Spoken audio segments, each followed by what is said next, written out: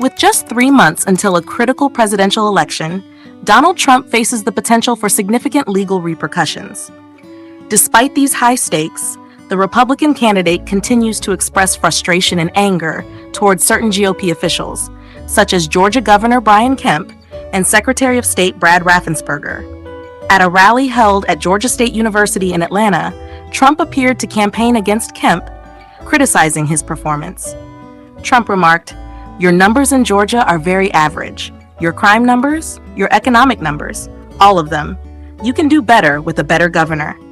Despite Kemp's 63% approval rating, Trump labeled him as a bad guy, a disloyal guy, and a very average governor, even calling him Little Brian Kemp, though Kemp is only slightly shorter than Trump. Trump also targeted Raffensperger, Georgia's chief election official, who he previously urged to find 11,780 votes to overturn the 2020 election results. Trump asserted, "They don't want the vote to be honest, in my opinion. They want us to lose. That's my opinion." It seems Trump might be setting the stage for another election conspiracy theory as a fallback if he loses Georgia in November. While he had been leading against President Biden, Vice President Harris is now neck and neck with him in the state. This shift could indicate Trump's anxiety, as Harris's candidacy has been particularly beneficial for Democrats. While many Republicans criticize Harris's nomination without winning any primaries or caucuses as undemocratic, Democrats seem unfazed. As the famous phrase goes, "Just win, baby." More likely, Trump's actions reflect his deep sense of grievance, which often overshadows his long-term interests. He perceives Kemp and Raffensperger as adversaries for not supporting his attempts to change the 2020 election results, despite the strategic importance of their support in Georgia for his 2024 campaign. The more people caution Trump against reckless actions, the more he seems intent on proving he can do them. The media plays a small role in this dynamic, as reporters are drawn to conflict, and the Trump versus other Republicans narrative is always compelling.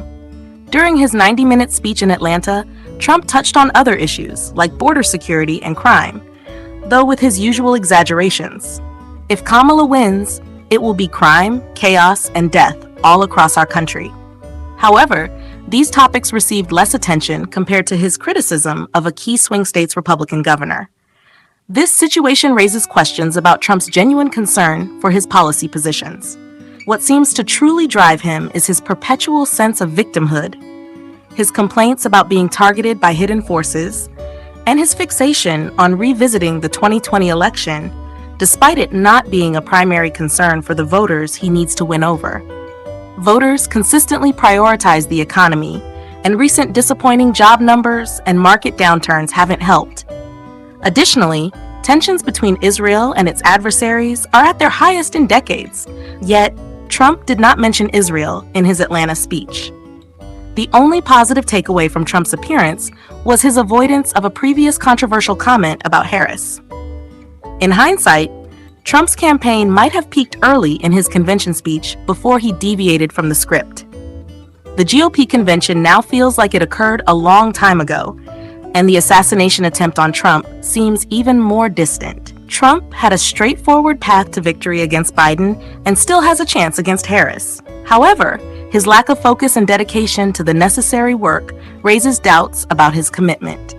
The Republicans have their work cut out for them.